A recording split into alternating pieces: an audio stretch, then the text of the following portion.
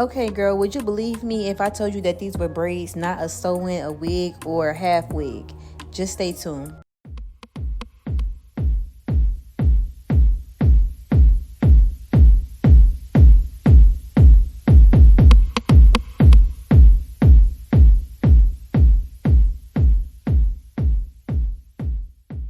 So if you stayed through my intro, then you are obviously wondering what type of hair I have in my head.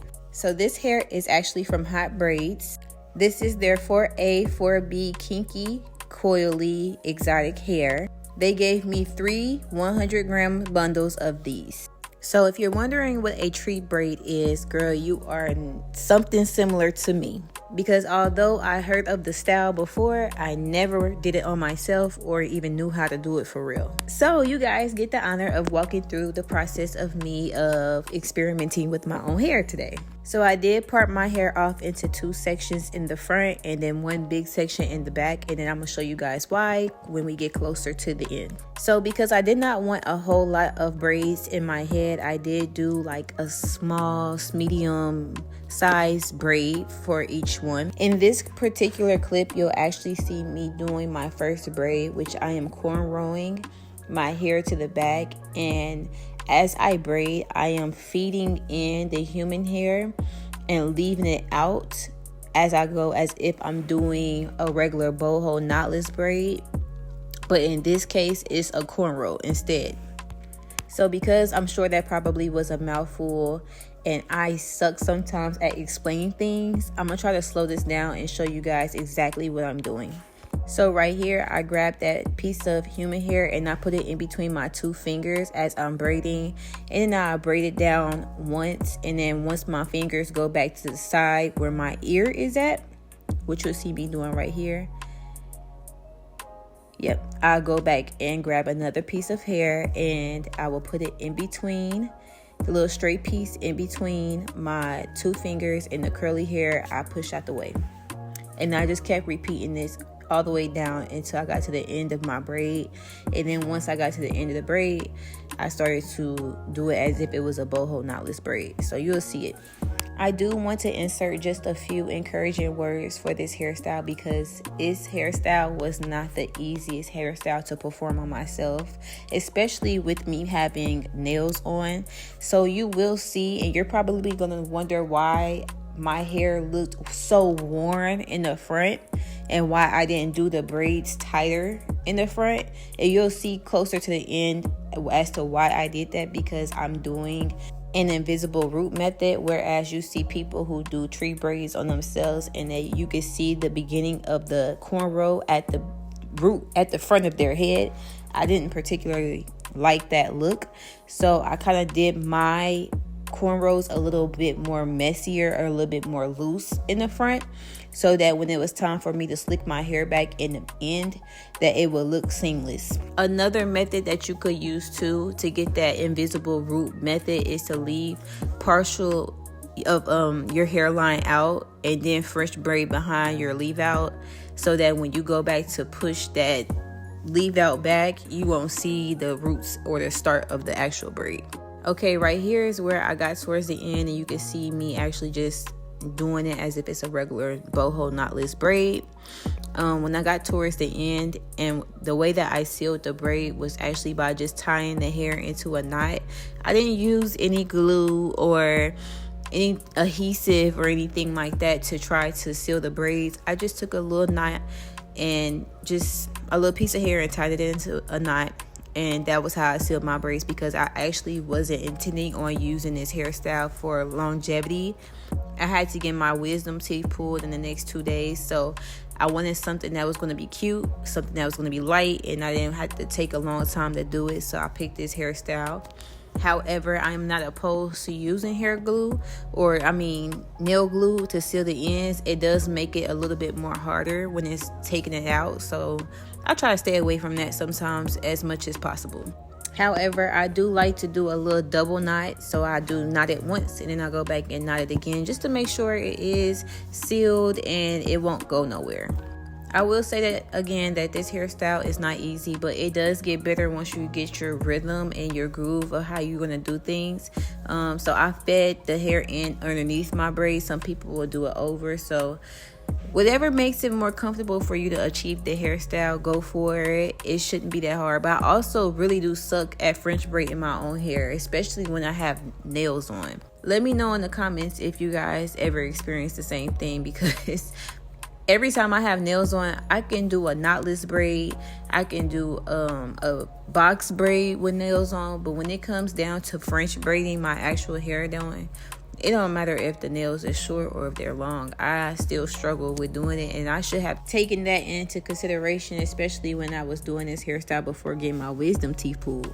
So in this clip, you will see that I did speed this clip up because I did give you guys a real-time braid and shows you guys how to actually feed the hair in and do the braid. So this is just me doing another braid again, sped up, because I like to show you guys more than once how to do it. If you need to rewatch this video to make sure you get your technique down pat, go for it. Go back and rewind back so you can see me do that first braid in slow motion, because that's all I'm going to do across my head. And those first two sections across from my ear to ear, I'm doing the cornrows to the back, and that's it. I'm gonna come back and I'm gonna do the back part. So in this clip, you can see that I did finish braiding the whole right side of my head, but you can also pay attention to see how it also looks a little messy at the root, because I left some hair out, and I also started braiding my hair or feeding the hair in a little bit past the root. You can actually see it a little bit better where that hair starts at on the side. So now I'm getting ready to start doing the hair in the back. And I'm not gonna lie, once I got to the back, it did become way more easier to do. So in the first bottom 2 rows, I'm going to do some like knotless single plaits, but just add hair as if it's a boho knotless braid. And I'm gonna come back and show you guys that. Here's a mini tutorial on how I did that. So I just parted off a section, and then I went in and as if I was getting ready to do a knotless braid, and I would add in the hair every time my finger got to that side where my ear was at. So add a piece of hair in, and then braid it down a little bit, and then I will add another piece of hair in, pull the hair up out the way, and keep going. And that's all I did. I did this for 2 rows in the back. So here I am right here, just finishing the braid off and braiding it down. And then I'm going to also seal this braid like I did the cornrows at the top by just taking a little piece of hair and wrapping it around that braid a few times and tying it in a knot, and not actually double knotted so it will be secured. So you're going to repeat these steps just for 2 rows in the back. So just think of where the top of my ear is at. You can see where the top of my ear is at. That's how far I'm gonna go with the knotless braids, and you can see that right here. And the rest of that middle section that's left, I'm just going to cornrow it back just like I did the front, but to the back. This is what it looked like after I got done installing all of the hair. I did use my crochet needle at my part just to make sure my part looked like an invisible part.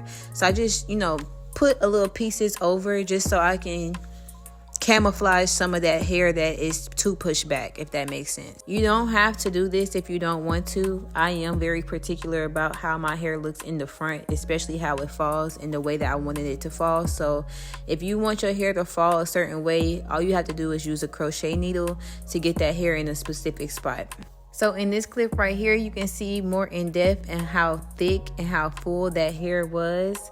And then I'm going to actually spray it with some water and some mousse, and we're going to calm it down so we can see how it actually looks. HotBraids also did send me this cute little spray bottle with the hair as well, and it definitely came into use. I was so thankful that they sent me this because this bottle was everything. So this is how the hair looked after I sprayed it down, moussed it, and detangled it.